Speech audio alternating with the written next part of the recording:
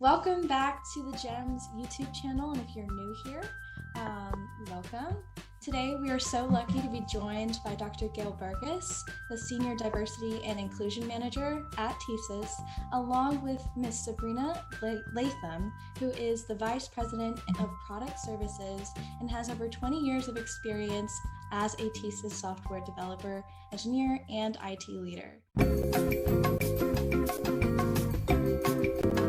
Okay, hey, as you mentioned, my name is Sabrina Latham. I am married to my spouse of 21 years, Tony Latham.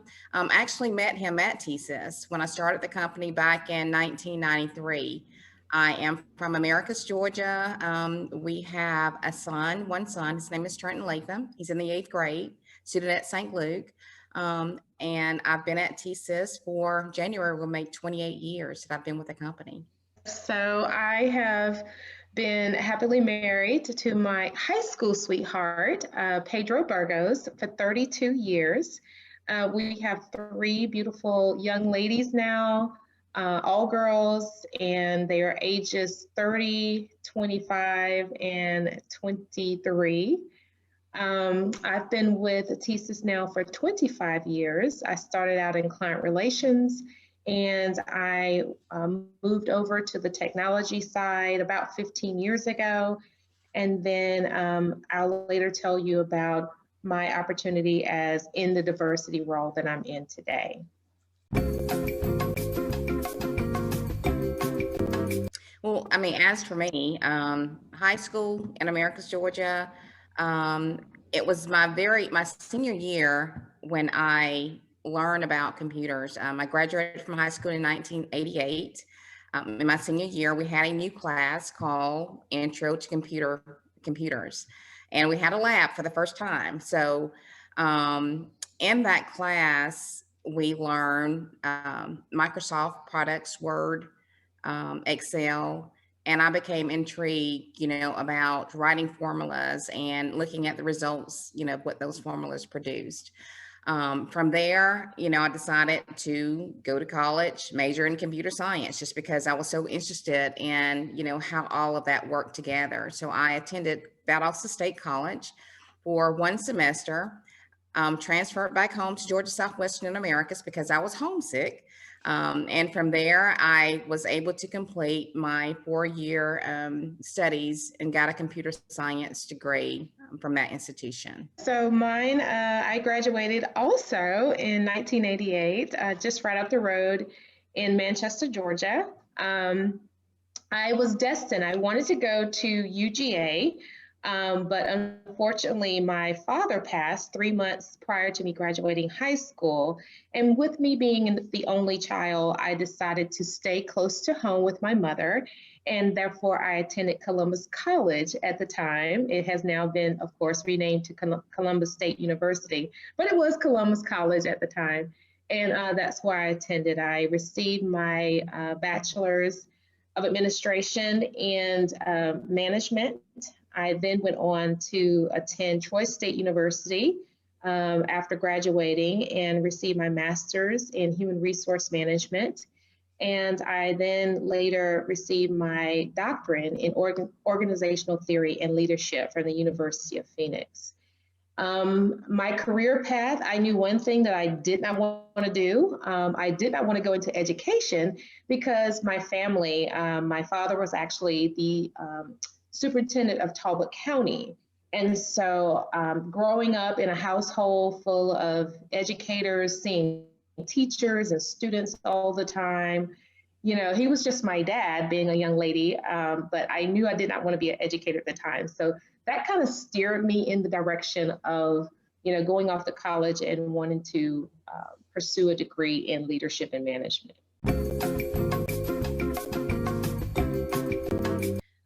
So I will maybe step back before I get to STEM and say, a turning point for going to college in general was that, I was the first in my family to attend college. My parents, my dad, he worked hard as a plumber. My mom, she had different jobs, but, neither one of my parents were high school educated. So they worked really hard, to make sure that I was afforded the opportunity to go to college. And as I mentioned, in my senior year, when I started to learn about computers and the smart things that I could do with a computer, that sparked my interest and the reason why I wanted to pursue that career. When I was in high school, my senior year, we had recruiters to start to come from the different colleges, with the different offers, and I knew that I would need some assistance. So one thing that I thought that I was going to do is go into the Air Force under the ROTC program to help fund my education. However, I was able to get grants to assist us, and I started down that route, but didn't fulfill that commitment with the Air Force. But anyway, that's how I got into the computer science field. So with me, as far as being STEM related and where my career and things took off, it was really since I had started with TSYS. I came in entry level into the client relations role, but what really helped me be effective and very efficient in that role was learning the system. Learning at that time, it was very mainframe. Actually, it was all mainframe based. And so having a great understanding of the account master, the customer master, the transaction database, while I was not technical, it definitely helped me in being able to communicate, to help solve the problems and the issues that the banks, which were our customers, presented to me on a daily basis. And so I spent many hours after work studying the system, learning the infrastructure of the system that we supported at TSYS. And it really helped me tremendously in my day-to-day. And so if I wanted to say if anything sparked that interest, it was probably hands-on and working in the role that I was in. And I'll start. As you mentioned, yes, the pandemic has definitely changed things, so that now we're not in the office and we don't go to our meetings that we have face-to-face meetings in person. However, with technology, the progress has continued. We spent a lot of times daily on Google Meetings. But as my day starts, what it looks like is it starts with a leadership meeting. We talk about, what it is that's in front of us. What are we trying to obtain for the week?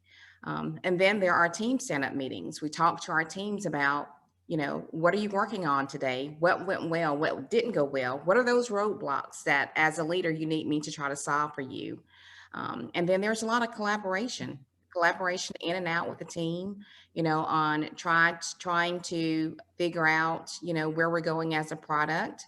What are those new things that we're going to build and deliver, just to make sure that we stay competitive in the world. And so for me, my role is diversity and inclusion. And so my day starts out with a roll call with my HR leadership team. I report directly to the Chief Human Resource Officer of Global Payments. And so she pulls together her leadership team on a regular basis.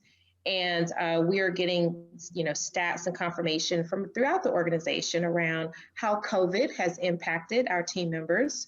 For me, and how that translates into my work in day-to-day is around employee engagement.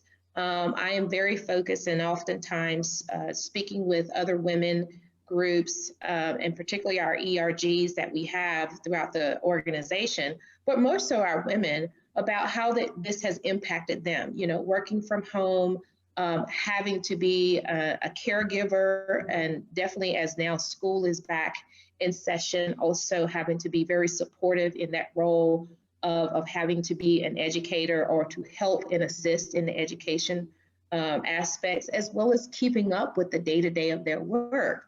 And so, definitely spend a great deal of focus on that and having those conversations. I'm also looking at statistically how the industry is transitioning and dealing with the pandemic.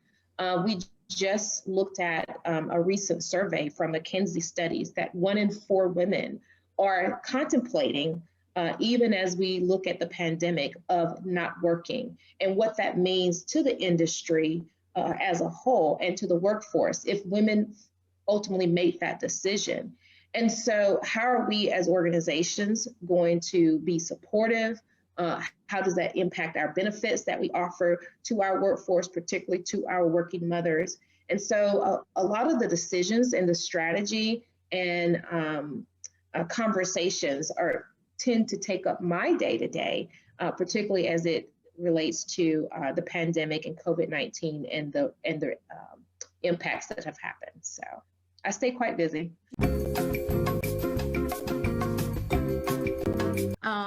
For me, I would say my favorite part is the people.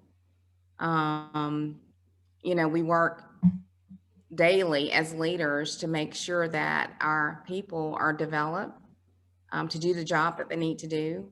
And it just brings me joy to see the team coming together with their different talents, the different skill sets, working together as a whole to deliver whatever it is that we're trying to deliver. It's a beautiful thing, just to see that teamwork. So I would say that the part that I'm most passionate about, the thing that I enjoy, is the collaboration that the team is doing to build, as I mentioned, different products. And for me, I would have to definitely say engagement and being able to connect with people throughout the world. And, not just from the year of 2020, but, in years past. And then, looking forward, what inclusivity and diversity means for, the organization and the fintech industry as a whole. It is an amazing opportunity to be able to champion such things that we want to be able to do to help our team members really feel that they have a sense of belonging. And that is not just a great PR message.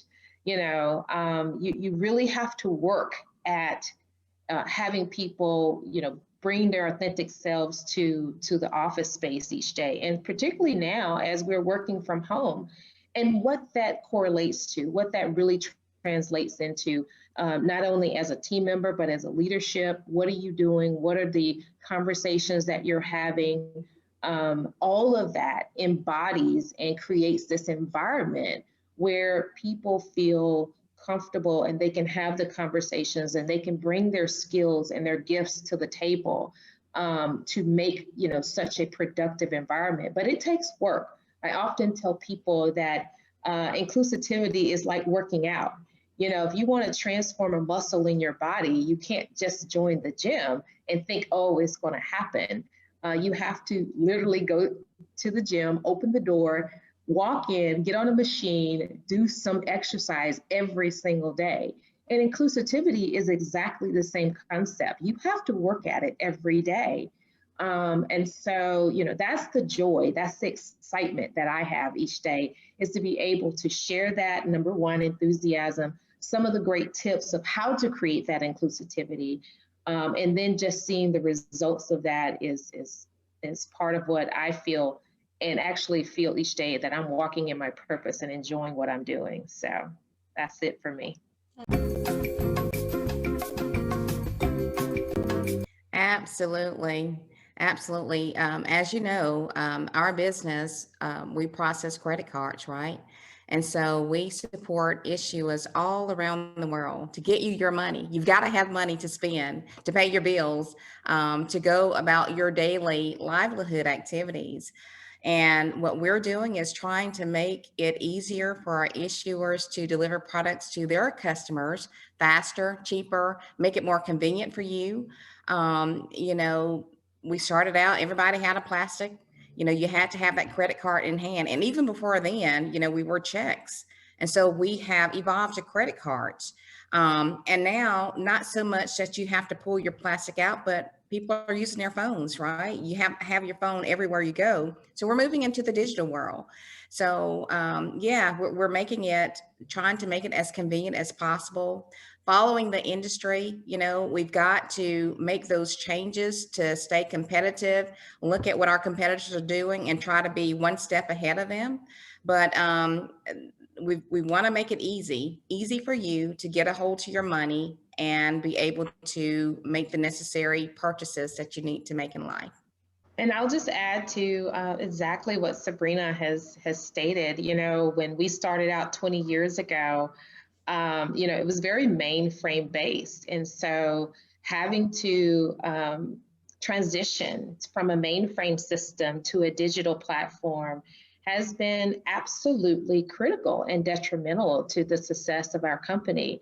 One of the great things that our former CIO, Patty Watson, did a couple years ago, and I was serving as her chief of staff at the time, is that she took her entire leadership team out to California, to Silicon Valley, to actually visit the Google campus and to meet with many of the innovators there in Silicon Valley to see, what is happening in the industry. And it was so important that, our leadership and her leadership team in IT witnessed that, and to hear all what's happening outside of our walls.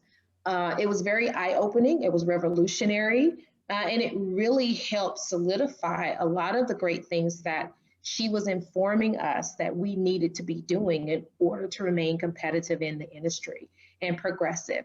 And so, partnering with Amazon and moving to a cloud-based system, saying those things was one thing, but to show that it was so important as to what is happening outside of the walls of TSYS was very eye-opening for all of us. So I appreciated that opportunity myself, being able to experience that. And so I would say, as we continue to move forward in 2020 into the new year in 2021 and going forward, we have to remain insightful of that, if we want to be competitive. And then the last thing I would say that she did really well to help our team members is that she offered in-house learning opportunities for our mainframe programmers to skill themselves and learn, the new skills and the software training that was being offered. And she brought that in-house. So you didn't have to go,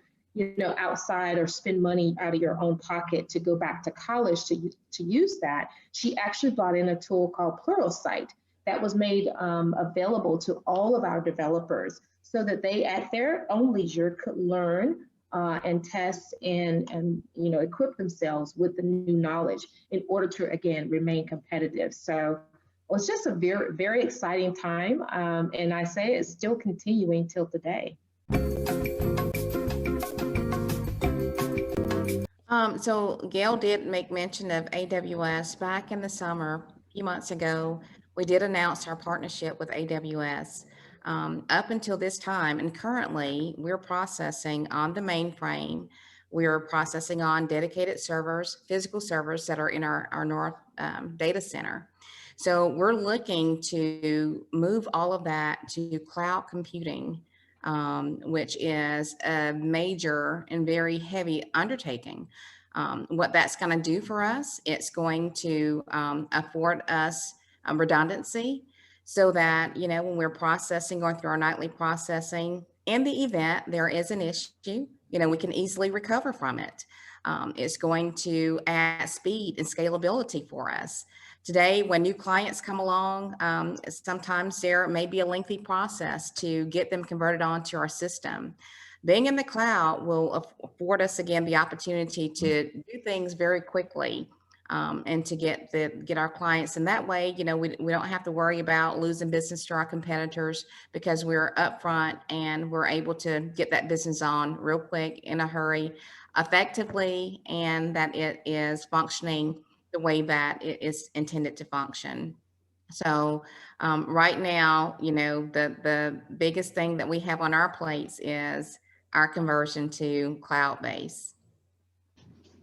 And with that, I really don't have a whole lot to add, for what Sabrina and her team have done, and really the developers throughout.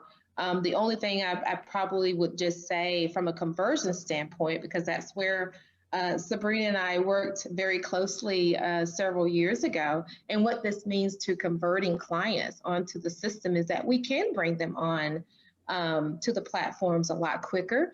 When you look at the time frame of a large account file from a converting client and the time frame that it takes to bring them on, they can be anywhere from 18 months out to 36 months of planning, several years. But with the new innovation and the changes that we have made, to accommodate for the speed to market, I think those conversion times, will shrink drastically and also be very efficiently to be able to provide that high level of service and requests that our clients are asking of us. So very exciting times at TSYS and Global Payments right now.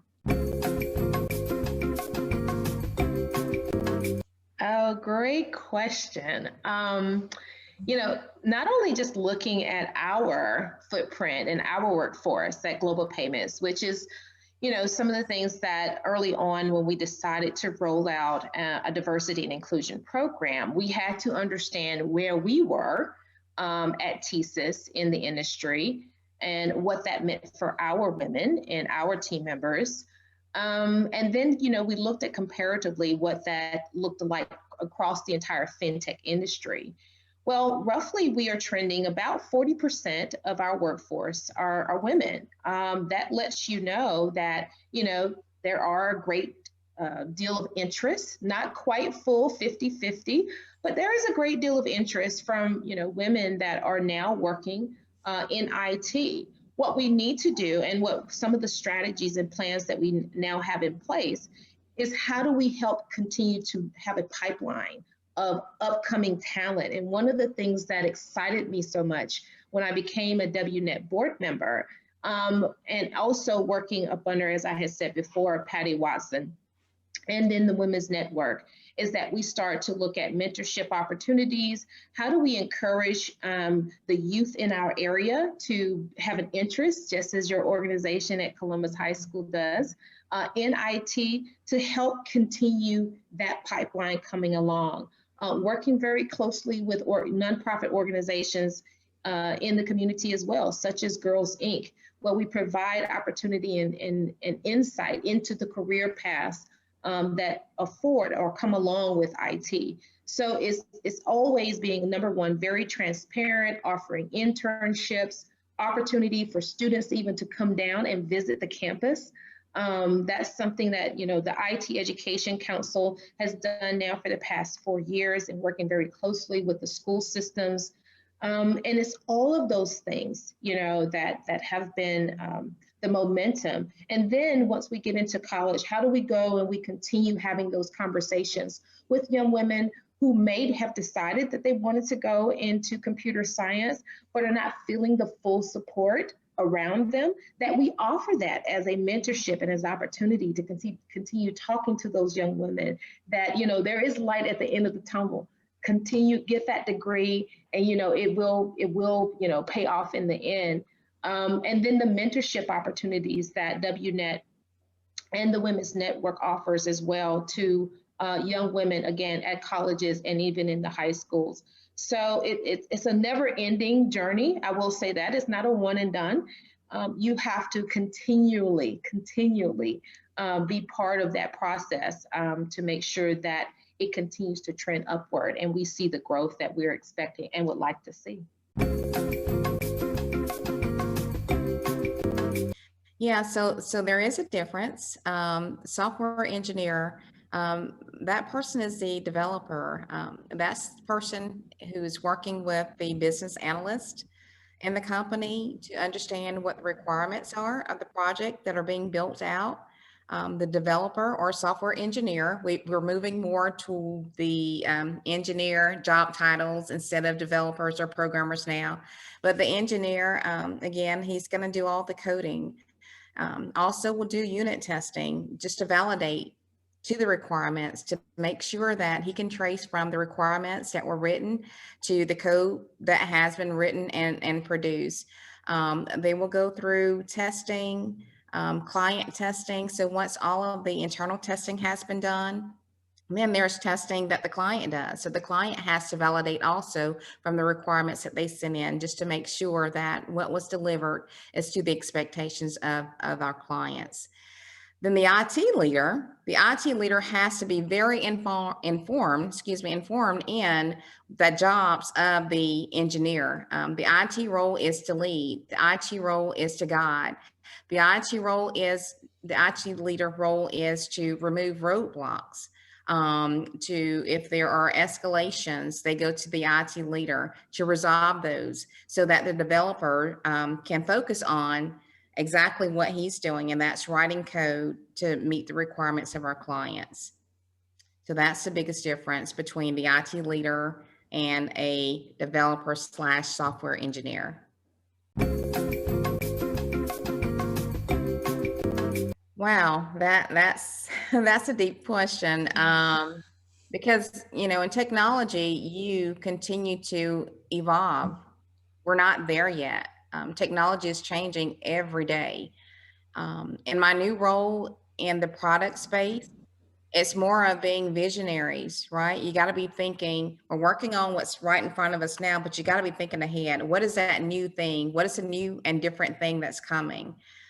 We talked about being in the digital space now where, there's voice recognition, right? That will follow commands for us. Face recognition.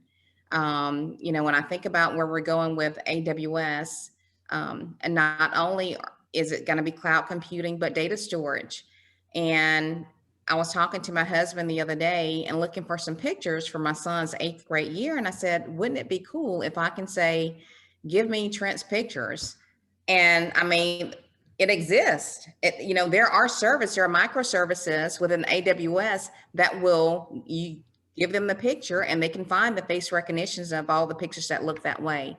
So again, it is, staying on the cutting edge, following the industry and thinking forward, what is that new and different thing? And as, a technology company, we've got to be able to shift with the industry. And this is, Gail, I would say too that that's a very difficult question to try to answer it, because looking back 20, 30 years ago to where we are now, you would have never imagined, right? You just, have always been very hopeful of the growth and the longevity of our company to remain successful and competitive in the market. But, as Sabrina just said, technology is just constantly changing. What was even just a year ago has now become very dated. And so, staying up on the cutting edge and what that means, being able to, have insight as to what the competitors are even working on. It all makes for a world of difference in how we continue to progress as well, and not even get stuck in our own silos, that we're willing to look outside of our walls and be able to evaluate the things that are happening. I know also having a great insight into things happening around the world. I remember years ago when we first heard about chip card and how the European platform in the UK clientele was actually progressing a great deal faster and ahead of our US clients. And they were asking of us as a processor, how do we stay competitive and how do we continue to move forward? And so here we were, balancing being a worldwide processor for not just US-based issuing clients, but, European clients and those around the world. We had to stay on that cutting edge and being able to provide, a high quality of service and a high demand. So I think, in closing and saying, we also cannot just evaluate things that are happening here in the US. We have to also be very aware and alert and always looking into what is happening around the world in various markets not only just in the payment industry and the fintech industry, but the merchant segment as a whole, so that our services and our products can evolve in order to remain competitive. So anything to add to that, Sabrina? I don't know if that triggered any thoughts when I brought up, chip card, because I know you and I both were there at that time that it happened, and then how that even caused us, to have to rethink how we actually approach our business and the things that we were doing. So any additional thoughts there? I mean, that's just one thing, right, Gail? Because, the services that we provide are end-to-end services, from the credit adjudication when you get your application, all the way to when you're making a payment from when you got your statement. So each one of those services that we provide, we're looking to make them microservices, take them out of the current flow, and they can be add-on services to, the products that you're getting with TSYS. For example, statements. Everybody always got a statement in the mail. Who gets a statement in the mail now? You can pull it up on your phone, online banking. If you want to check your balance, I can remember calling CB&T, that I think the number was 6100. I can't remember exactly what it was, but to get my balance, pull up your mobile device and you can see exactly what your balance is, your available money to spend. So in areas of all of the different pieces of the credit card process that we do, we're looking at it, we're imagining it. What does it need to look like? How can it be enhanced? So yeah, chip card was one of them, but we think through the whole life cycle and what those improvements are. And I'll just say too, so we're talking about the business processes of it, but the technology behind it is changing too. When I started the company, the main programming language and the one that I learned was assembler. Most of our code now is on COBOL, but as we evolve, it's Java, and there's some Ruby and other languages. So the one thing that I'll say is, to make sure, that you are looking into what is that next language. Again, just to be prepared to stay on top.